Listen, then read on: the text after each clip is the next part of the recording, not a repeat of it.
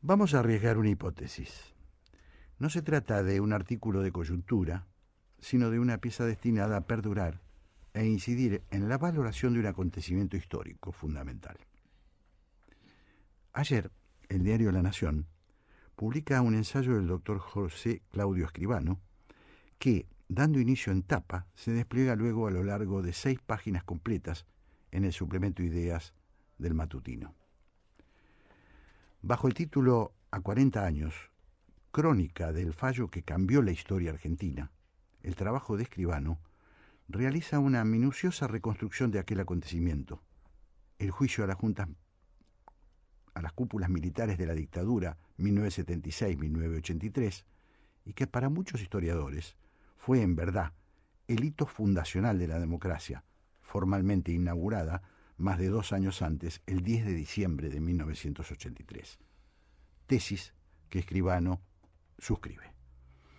Tanto por el despliegue del trabajo como por la calificada firma del autor, nada menos que la del hombre que condujo la redacción del diario La Nación durante los años de plomo y hasta 2006, que fue figura gravitante en la vida pública nacional durante los 50 años que permaneció en el periódico y que continúa siendo una voz de referencia fundamental, tanto desde las academias como desde la Asociación de Entidades Periodísticas de la Argentina, ADEPA. El meduloso texto de Escribano no puede ser leído como una simple conmemoración de coyuntura, sino como una pieza destinada a sentar doctrina en la interpretación de uno de los hechos más traumáticos de nuestra historia reciente. Vale la pena repasar el inicio de la columna de Escribano. Dice: acaban de cumplirse 40 años del fallo más relevante de la historia argentina. Fue el que condenó a integrantes de las juntas militares que habían gobernado el país desde marzo del 76 hasta diciembre del 83. Comprender su verdadera dimensión implica un viaje a las entrañas del proceso judicial que ahora estudia el mundo como modelo. Detrás de esa historia hubo una élite de filósofos del derecho, un liderazgo político decidido, un trabajo equilibrado de la CONADEP, o sea, la Comisión Nacional sobre la Desaparición de Personas, y un tribunal ejemplar. La sentencia, continúa Escribano, reconcilió a la sociedad con la verdad y la justicia. Pero después vino una segunda ola de juicios impulsados, continúa, por el kirchnerismo que en buena medida desnaturalizó la arquitectura legal de aquel proceso. 4 décadas después, la sentencia, la del juicio a las juntas, es un mensaje vigente. Es importante subrayar algunos conceptos porque han sido durante 40 años muchas veces cuestionados, tanto desde la derecha extrema como desde la izquierda populista, que el kirchnerismo, entre otras omisiones de época, ninguneó o desvirtuó sistemáticamente en sus 20 años de hegemonía ideológica, y que sectores del actual oficialismo suelen también descalificar cuando no se dedican directamente a exaltar o justificar el accionar del terrorismo de Estado. Tribunal ejemplar, califica Escribano a la Cámara Federal de la capital, integrada entonces por los doctores Jorge Torlasco, Ricardo Gil Lavedra, León Carlos Alanián, Jorge Valerga Araoz, Guillermo Ledesma y Andrés de Alessio, y a los fiscales Julio César Estracera y Luis Moreno Campo. La sentencia reconcilió a la sociedad con la verdad y la justicia, destaca Escribano, y a continuación incluye un concepto primordial. 4 décadas después, la sentencia es un mensaje vigente. Estamos quizás ante un importante punto de inflexión acerca de aquella tragedia que enlutó a la Argentina. No es solo el nunca más, también se expresa aquí un nunca menos.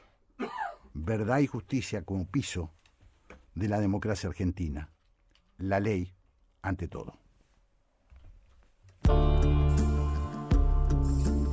Hablar. Ceder la palabra. Escuchar. La 1110 presenta Haciendo Pie. Un programa que promueve el intercambio de ideas sin prejuicios. Haciendo pie. Todos los domingos a las 12. Jorge Sigal, por la Radio Pública de Buenos Aires.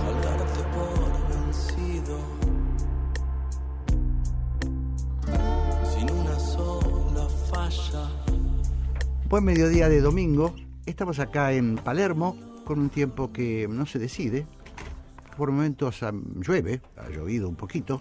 Hay pronóstico de tormentas. Esperemos que por lo menos baje un poco la temperatura. Ayer fue un día agobiante. Vamos a dar inicio entonces a esto que hemos llamado Haciendo Pie, que es nada más ni nada menos que un intento. Primero voy a decir algo muy importante antes de presentar a mis compañeros de tareas. Voy a presentar a un hombre que tiene 83 años, porque los está cumpliendo hoy. Feliz cumpleaños, querido amigo Santiago Kovadlov. Hola. Bueno, muchísimas gracias. Felicidades, pero ¿cómo se lo tenía tan guardado? Bueno, recién empieza el día. Claro. Nos encontramos. Les agradezco muchísimo a todos y la posibilidad de cumplir estos 83 años en compañía de ustedes, haciendo lo que me gusta hacer, como suele decir Jorge Sigal, es un privilegio. De modo que celebro poder compartir con ustedes este día y celebro poder atribuir a este día los contenidos que le atribuyo, el de mi vocación también. Ay, yo creo que los que estamos más que conmovidos y en este caso agradecidos somos nosotros que tenemos el gran placer de compartirte cada domingo con esa sabiduría, con las cosas que traes, que realmente todos siempre nos quedamos así como expectantes, como diciendo, ¿qué irá a traer Santiago este fin de semana? Muchas gracias. Así Mónica, que bueno, felicidades. Felicidades. Quien habla es Mónica Ferreira, por supuesto, ustedes ¿Cómo conocen estás, la voz, Jorge? a quien saludo formalmente. Hola Mónica, y le pido encarecidamente, como siempre, presente bien este programa. Muy bien, bienvenidos a esta nueva edición de Haciendo Pie. Aquí estamos acompañándolos hasta las 14 en la 1110 junto a todo este equipo. En la operación técnica está Gabriela Garrido. En la coordinación de aire hoy nos acompaña Natalia Soubiel. Producción Gabriel Matera. Producción general Mechita Laguna. Coordinación artística Raquel Aparicio. Locución Mónica Ferreira. Como siempre los invitamos para que dejen su mensaje.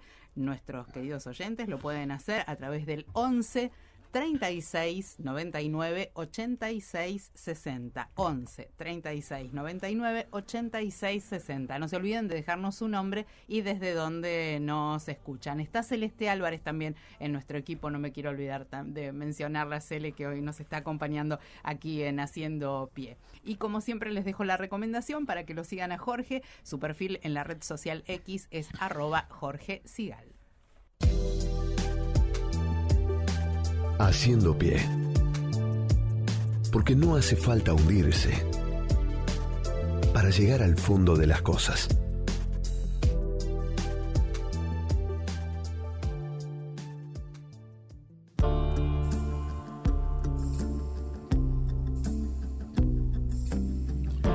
Es licenciado en Ciencias Políticas por la Universidad Católica Argentina y egresada del programa de Liderazgo y Análisis Político de CIAS. Fue ministra de Desarrollo Humano y Hábitat de la Ciudad de Buenos Aires. Actualmente es directora de Enfundar, Centro de Investigación y Diseños de Políticas Públicas. En X, ella es @Mariana Migliore. Y ya estamos entonces en contacto con ella, con María Migliore. Dije Mariana, ¿no? Bueno, un furcio más. María Migliore. Hola María, un gusto. ¿Cómo estás? Jorge Sigal y Santiago Kovadlov te saludan. Buenos días, un gusto. ¿Cómo están en este domingo? Y acá estamos. Muy bien. Muy bien, porque estamos celebrando el cumpleaños de Santiago Kovadlov. Te aviso, María. No sabía, feliz cumpleaños. Así que te recibimos como parte del festejo de cumpleaños de Santiago. Bueno, María, tenemos preguntas, ¿verdad? Y tenemos muchas preguntas porque, entre otras cuestiones, María habla o ha hablado de un tema que realmente es inquietante y que muchas veces, creo yo, que por distintas razones, incluso algunas de orden psicológico, tendemos a negar, que es cómo hace la gente para comer, la gente que no tiene para comer. ¿Qué pasa con esa gente que vemos deambulando como zombies a veces en la ciudad de Buenos Aires? Muchas veces nos cruzamos con ellos y parecen espectros. Y hay algo para decir sobre esto. ¿Por dónde te gustaría, María, empezar con definición de esta cuestión? Mira, lo primero que me parece es que a la descripción que haces, diría, nunca hay que olvidar que son personas, ¿no? Entonces muchas veces en el debate público se habla de números, de estadísticas y demás, y detrás de cada eso creo que hay que siempre tener en consideración que hay personas, que hay familias, y que por eso vale la pena tener una buena política social en Argentina, no por un capricho, un posicionamiento, sino para que realmente todos tengamos la oportunidad de tener un proyecto de vida, pero que sea de verdad, ¿no? Que sea realista. María, déjame que diga, déjame solo que agregue, porque es cierto lo que vos decís, sí, de las cifras, pero a veces las cifras también tendemos a no mirar, ¿no? Pero 8,2% de personas están bajo la línea de pobreza en la Argentina. Son 4 millones de personas. Y quiero dar un dato que vos has brindado y que a mí me impactó mucho, que es 300.000 personas asisten cada día a los comedores comunitarios de la Ciudad de Buenos Aires. Sigamos, María.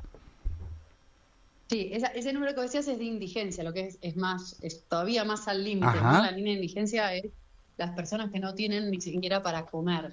Con lo cual, por supuesto que las cifras son importantes, y con eso no quiero decir que no, porque me parece también que parte del desafío que tiene la Argentina es poder profesionalizar la política social, y para eso es importantísimo tener buena evidencia, tener buenos datos y sobre eso tomar decisiones.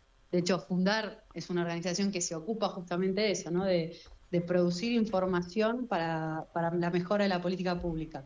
Creo que ambas cosas son complementarias.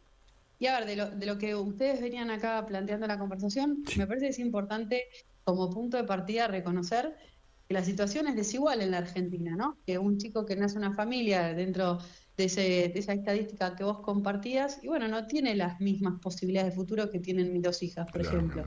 Y eso hay que reconocerlo. Entonces yo creo que la buena política social lo que hace es nivelar el punto de partida, nivelar para arriba, tratar de igualar esas condiciones para que después cada uno pueda plantear con mucha libertad su proyecto de vida, pero sin desconocer que el contexto y que el punto de partida son muy importantes, a veces hasta definitorios, las trayectorias de vida de una persona. Ahora, vos has trabajado en política, en el Estado. La pregunta que quiero hacerte es esta. ¿Qué tiene que ver con esta situación que describís, con este estado de desconocimiento de la condición humana de tantos millones de personas, el desarrollo que en tantos aspectos ha tenido el sistema democrático en estos 40 años? Yo creo que en Argentina hoy tenemos una deuda pendiente vinculada al desarrollo. Yo creo que en estos años hemos consolidado la democracia, cosa que no es menor y que es muy importante, y sobre ese piso tenemos que seguir trabajando, ¿no? Creo que la Argentina es un país que ha logrado muchas cosas, pero que hoy todavía tiene una situación social que atender. No solamente en términos asistenciales, ¿no? Y hoy creo que cuando hablo de situación social, hablo en sentido amplio. Creo que hay que poner en discusión cómo hacer para que los bienes públicos tengan cada vez más calidad. Yo creo que, por ejemplo, la educación es una gran política social. Yo creo que la educación pública en Argentina tiene que ser revisada porque brinda cada vez menos calidad. Bueno, creo que esos debates son los que hay que poner en discusión para poder tener mejores resultados de desarrollo. María, te voy a meter a lo mejor en un tema escabroso, pero hay un poco de una nueva filosofía ambiente. El libertarismo de alguna manera lo ha manifestado, Javier Milei lo ha manifestado, que de alguna forma la gente tiene que dejarse librada, hay que dejar librada a su propia iniciativa. Hay un discurso en boga que reduce al Estado a cuestiones mínimas. ¿Cómo lo ves vos? No quiero hacer una gran polémica sobre el tema, pero me parece que es importante, porque de eso estamos un poco conversando.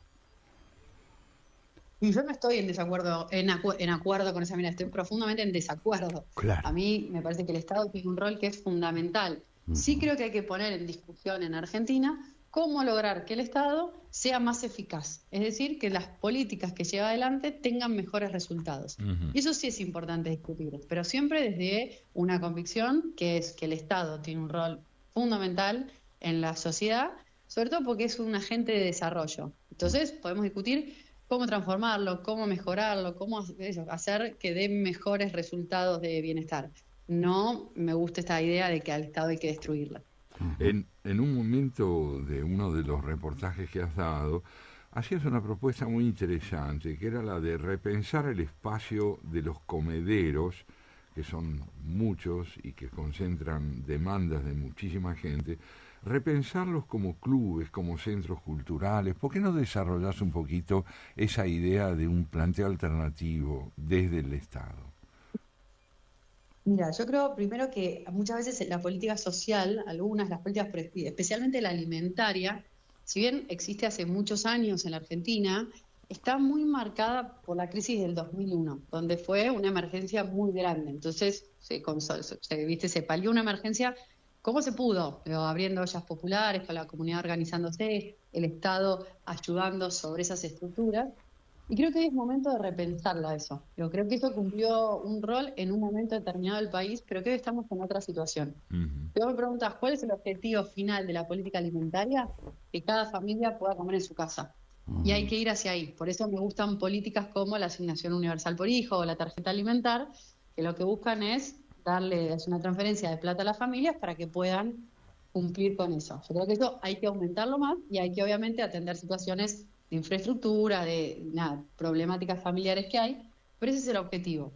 Ahora, cuando yo digo este es el objetivo, ¿quiere decir que a los comedores hay que destruirlos? No, lo que creo es que hay que llevarlos a otro lugar. Ahí hay una red muy buena, consolidada, comunitaria, que vale la pena, que muchas veces es la que cumple esa función de asegurar que los chicos realmente están en la escuela, cuando alguno está dejando levantar una alerta. Entonces, me parece que ese tejido que existe y que es bueno, hay que llevarlo a algo más propositivo, a algo más aspiracional, como un club, como un centro cultural. Entonces, aprovechar esto que está construido para que empiecen a suceder con más fuerza otras actividades. Estamos hablando con María Migliore.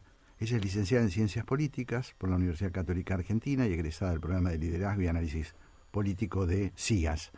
Me estaba preguntando, porque este ha sido también un tema de discusión durante muchos años, el rol que juega la escuela en materia integradora. Porque, bueno, en algún momento las escuelas del país, y sobre todo, bueno, más en el Gran Buenos Aires, pero se convirtieron en lugares donde la gente iba a comer y no siempre a educarse. ¿Cómo crees vos que juega eso? Mira, yo creo primero que la educación es una herramienta de desarrollo fundamental, te diría una de las más importantes, y que la Argentina se caracterizó por tener una educación pública de calidad impresionante, y que eso es lo que tenemos que, creo, recuperar de alguna manera.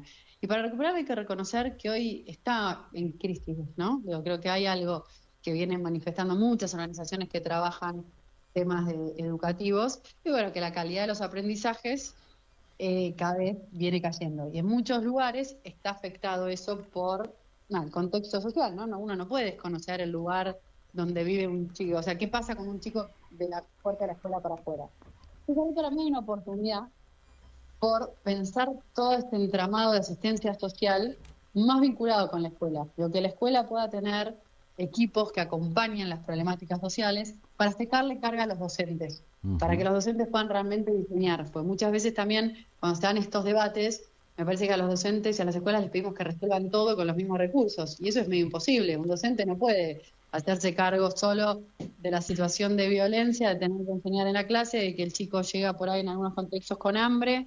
Bueno, eso tiene que acompañarse desde otro equipo, pero creo que hay que pensar cómo lograr eso para que se haga desde la escuela, con mucha relación con la escuela, para que los docentes estén más cuidados también y puedan desarrollar su tarea, que es enseñar. Creo que a los docentes hay que cuidarlos mucho. Desde que iniciamos esta conversación con María Migliore, Jorge, ella mencionó, yo lo noté, 6 veces la palabra educación. ¿Y qué pasa, María? Yo te quería preguntar, a la luz de esta insistencia en algo tan fundamental, ¿cómo en tu planteo aparece vertebrada, entramada, enhebrada la educación con el dilema social, el dilema económico, el dilema psicológico? ¿No te parece que el gobierno actual no concibe todavía la educación como una instancia en la cual es posible encontrar esa dimensión sinfónica de interdependencias profundas con lo económico que tanto resalta en tu planteo?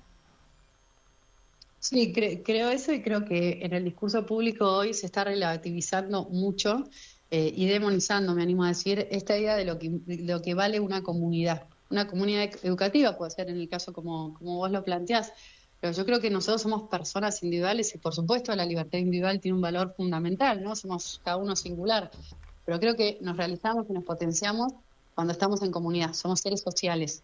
Entonces, esta discusión que se da de que vos te haces solo, si te va bien, viste, todo tu mérito, y si te va mal, sos un fracasado, no trabajás lo suficiente. Más, creo que es errado, creo que nos hace mal.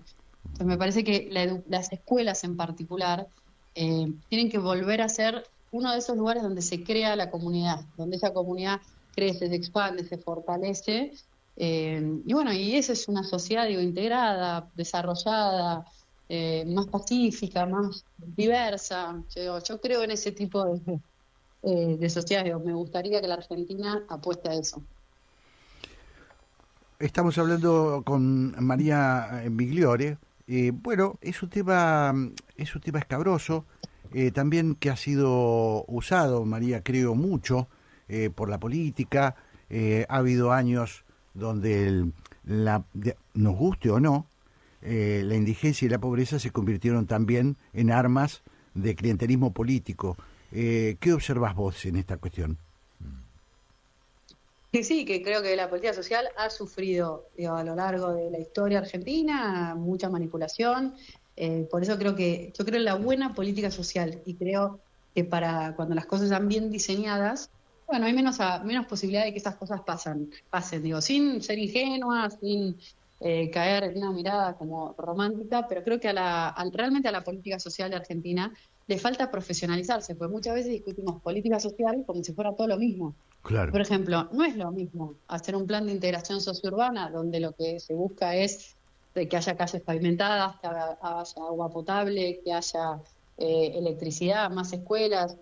Esto es un tipo de política, por eso se necesita un tipo de diseño, un tipo de equipos. Distinto es, bueno, cómo diseñar una política para que acompañe a las personas que están en situación de calle.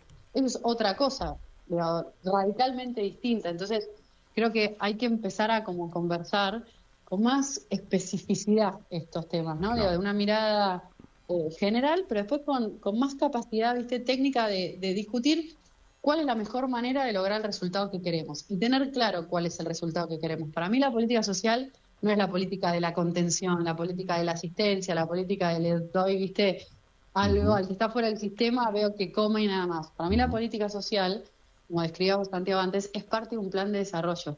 Correcto. Un país tiene que tener una política económica, una política de desarrollo y una política social. Las tres bien enhebradas, bueno, producen buenos resultados. Creo que tenemos que, o al menos mi perspectiva es mirarlo de esa manera y tratar de trabajar cada vez más coordinadas. Es una María, excelente, ¿no?, observación y una recomendación. María, te agradecemos muchísimo, ha sido muy interesante este diálogo contigo. Te mandamos un abrazo. Muchísimas gracias a ustedes y Santiago, que tengas un lindo día. Muy amable, Beso grande. gracias María. Chao, chao. Haciendo pie. Un espacio para la curiosidad.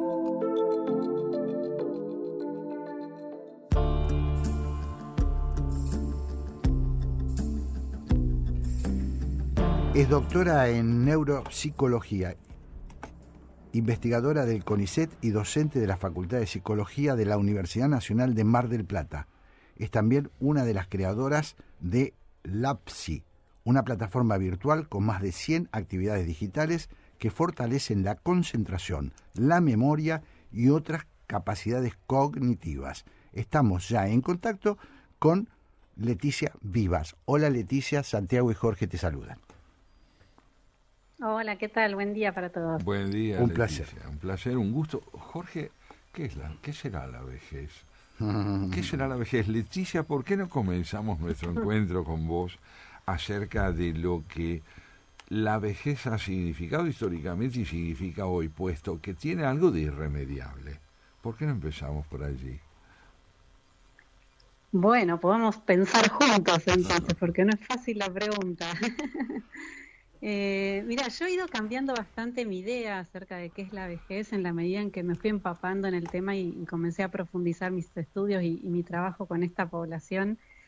Y la verdad es que creo que es un momento de la vida muy rico, caracterizado por la diversidad, ¿no? Es de todas las etapas de la vida es de las más diversas, porque justamente cada individuo cuenta con una enorme trayectoria de vida que lo diferencia de los demás.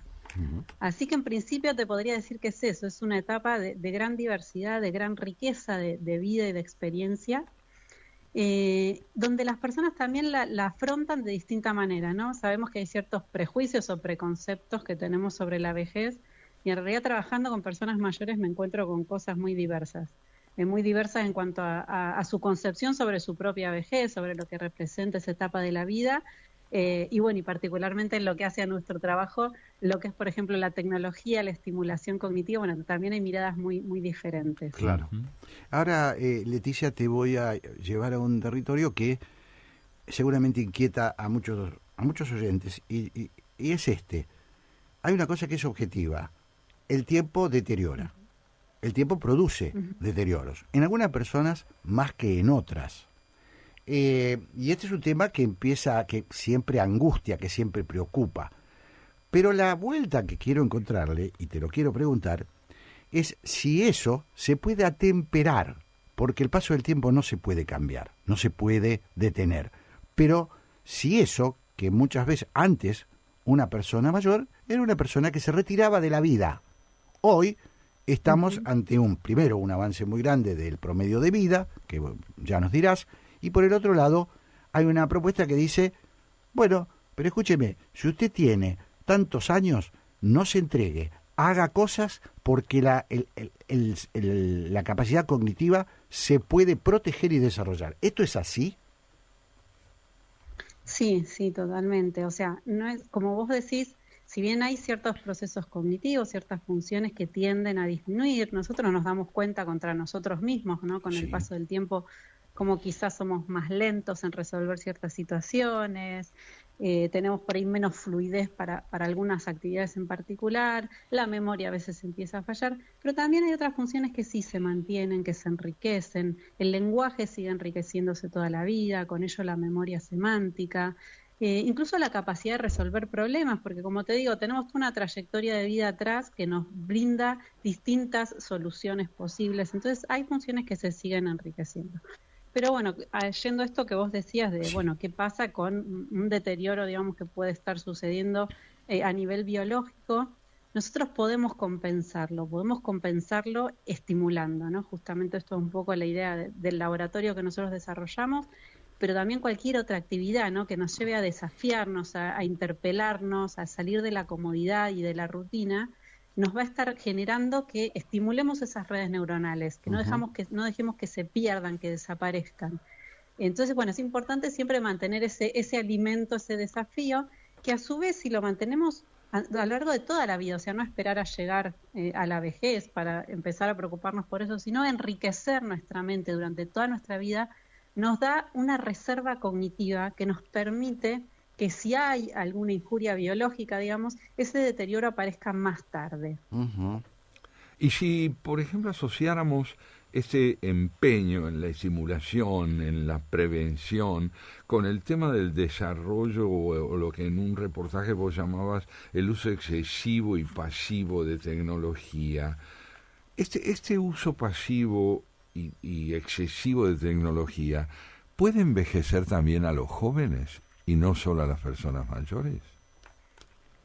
Sí, totalmente. Creo que es en detrimento, digamos, de la estimulación cognitiva a cualquier edad, por supuesto. Siempre esto que decimos, ¿no? Sacar al chico de las pantallas para llevarlo a un espacio de aburrimiento, para que tenga obligadamente que usar la creatividad, que pensar en juegos nuevos, ¿no? Que inventar cosas.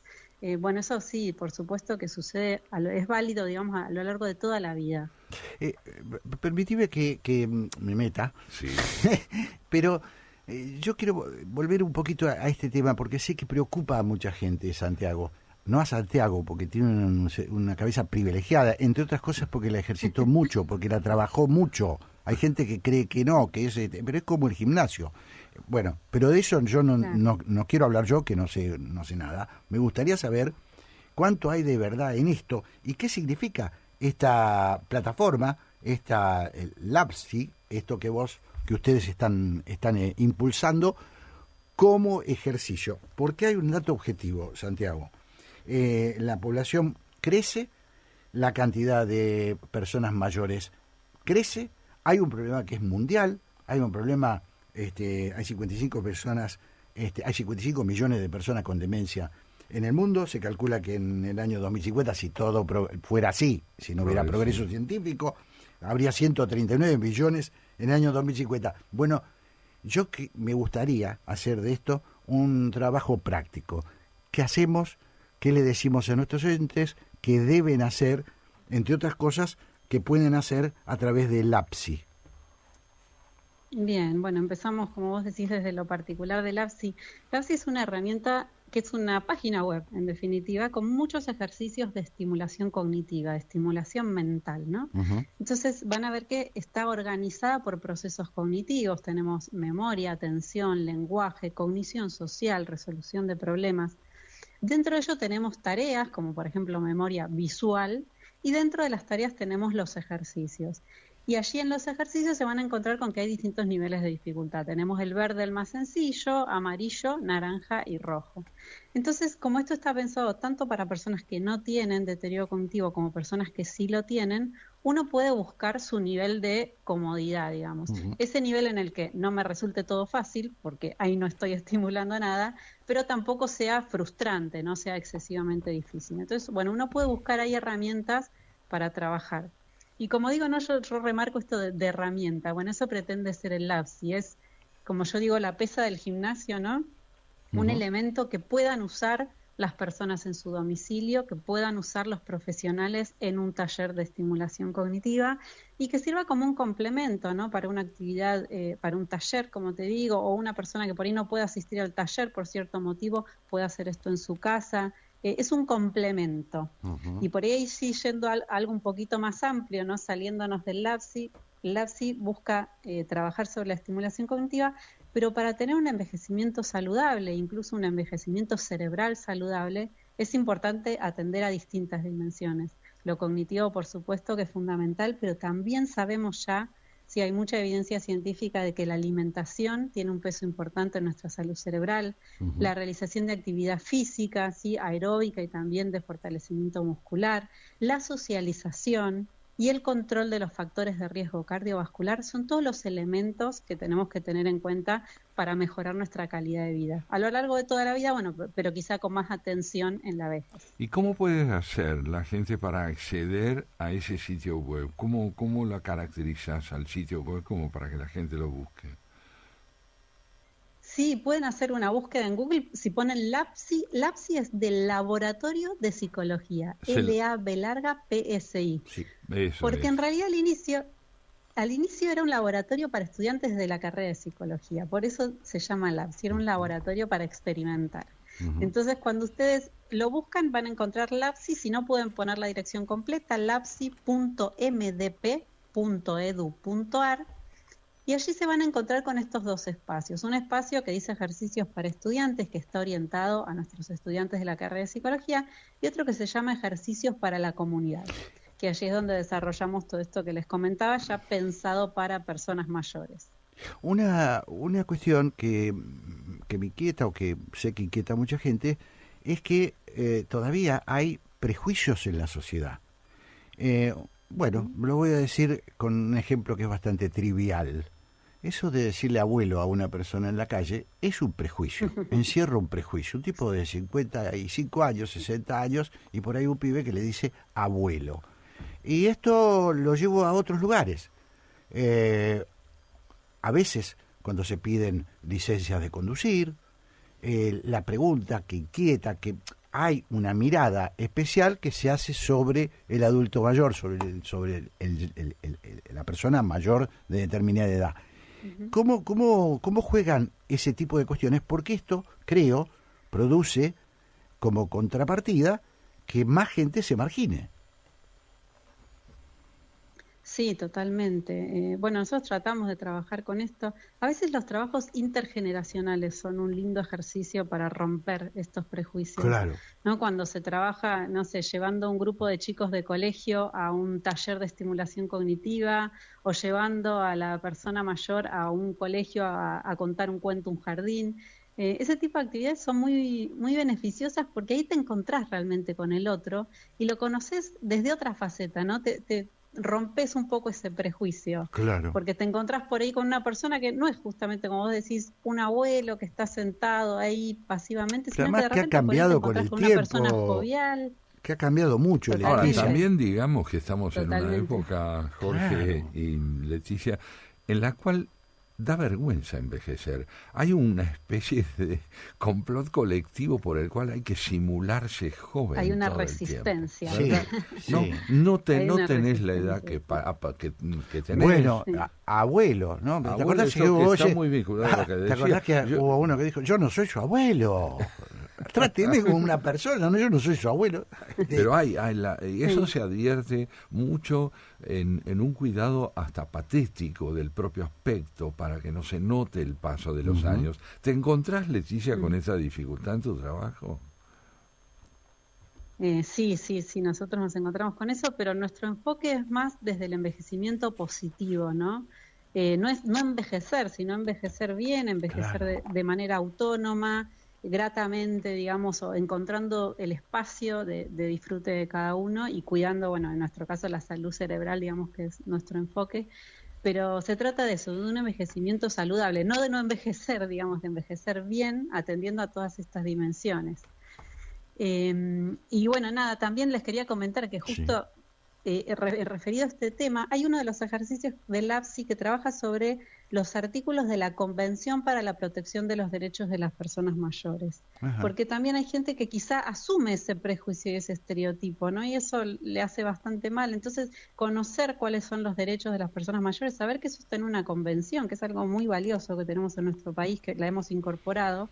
Bueno, aprovechamos en varios ejercicios del APSI y tiramos ahí algunos conceptos Ajá. más que están destinados a esta población que nos interesa particularmente que los conozcan.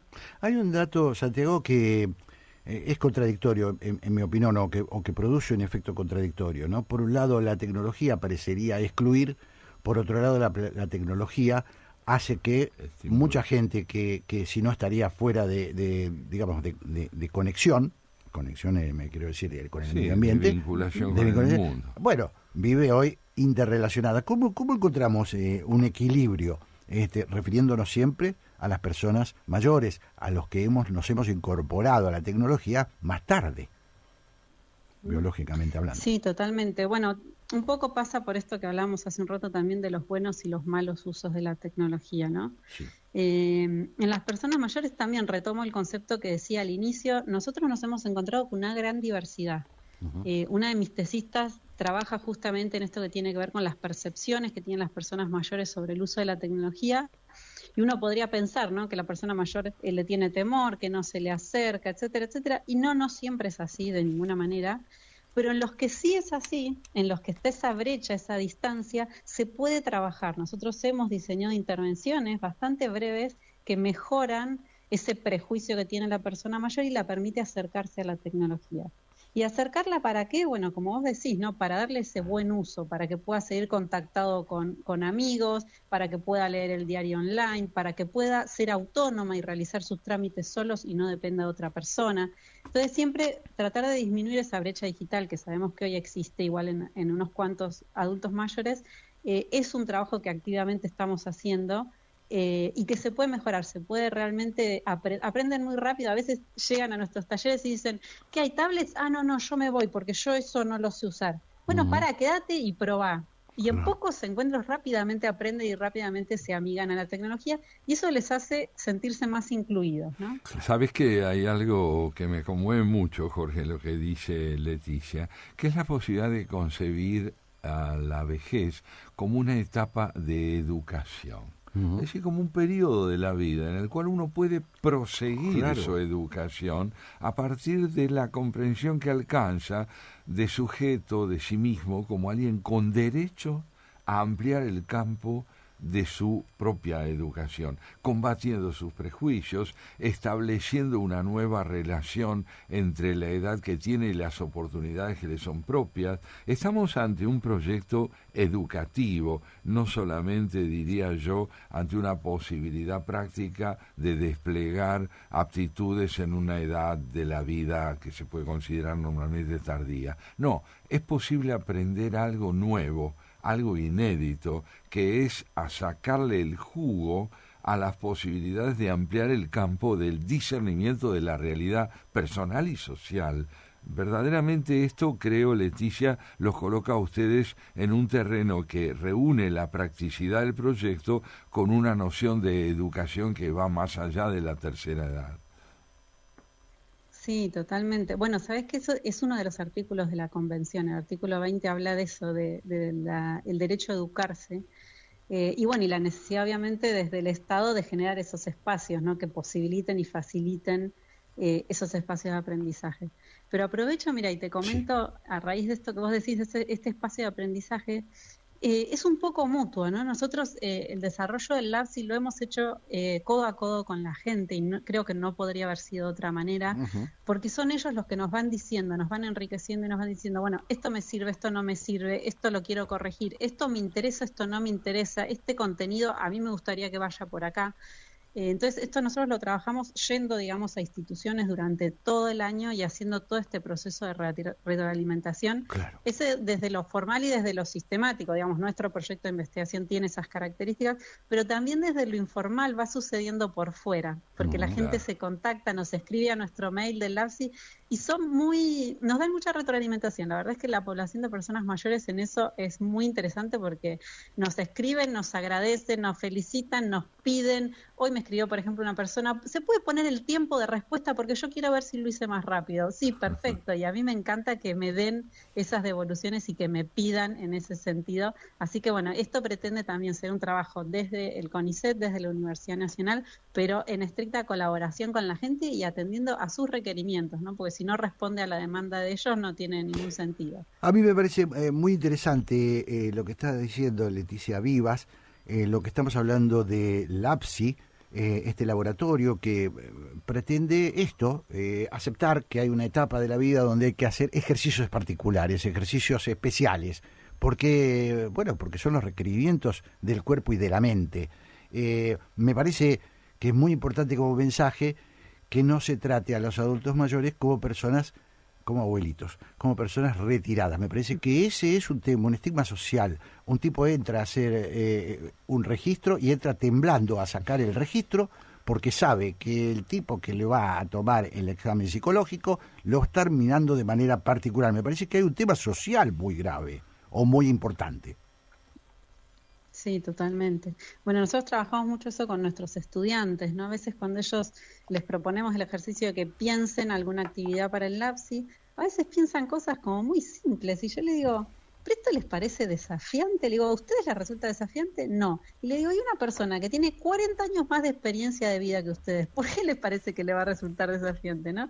¿Qué tenemos en mente cuando estamos pensando en una persona mayor? Sí. Yo siempre trato de rescatar eso. Es una persona con muchísima experiencia y con mucho para ofrecerte y con mucho que vos podés aprender de ellos. Entonces creo que no tenemos que perder de vista los que diseñamos ejercicios para esa población, digamos, dónde está el estándar, ¿no? Que a veces es desafiante, es alto el estándar también para esta población. Uh-huh. ¿Qué repercusión ha tenido hasta ahora? Si vos pudieras hacer un balance del LAPSI, ¿cuánta gente, si es que hay una cuantificación, si es importante, eso yo no lo sé, que cuantificarlo, ¿cómo les está yendo con LAPSI? Bien, bueno, la verdad es que estamos muy contentas. En el último tiempo ha tenido este impulso de prensa que fue muy relevante para nosotras. Uh-huh. Hay una parte del laboratorio dentro de ejercicios para la comunidad que dice reciba novedades, donde la gente se puede registrar para recibir ejercicios, ¿no? Espectacular. Entonces, bueno, ahí la verdad es que minuto a minuto, es como un contador que minuto a minuto la gente se va anotando. Hemos tenido que cambiar de mail, bueno, nos implicó una serie de desafíos también desde la logística, desde la tecnología. Pero bueno, muy agradecidos porque, como te digo, la gente se anima a escribirnos, a decirnos, bueno, gracias por pensar en nosotros, gracias por generar este producto, gracias porque sea gratis, bueno, que es una decisión también que nosotros hemos tomado porque entendemos que es el producto de nuestro trabajo como investigadores del CONICET. Así que bueno, la verdad es que muy agradecidas por eso y bueno, y desde las instituciones también sabemos que se está usando, que hay muchos profesionales que lo están recomendando también. Leticia Vivas, estuvimos hablando del LAPSI, estuvimos hablando de las personas mayores y de la posibilidad de prolongar la vida inteligente, la vida útil de los seres humanos. Y me parece que ha sido una charla y la muy noción linda. de proyecto, el proyecto asociado a cualquier momento de la vida, muy útil, muy importante, y recordamos entonces, LAPSI, un espacio donde usted puede aprender a encontrarse consigo mismo. Chao Leticia, muchas gracias por atendernos. Muchas gracias. Hasta muy Gracias. pronto. Chao, chao, chao. Haciendo pie, para los que queremos ver más allá de la superficie.